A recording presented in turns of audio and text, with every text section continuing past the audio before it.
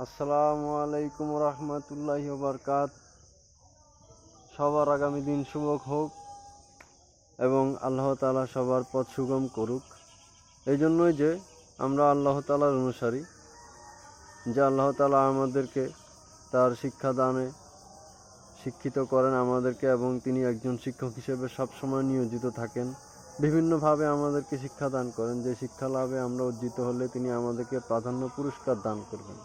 তা আমরা আসুন, আমরা আল্লাহর অনুসরণ করি, আল্লাহর শিক্ষাগত যোগ্যতায় শিক্ষিত হই এবং আল্লাহর অনুগত্য স্বীকার করি, যা আল্লাহ তাআলা আমাদেরকে অর্জন করতে সাহায্য করেন।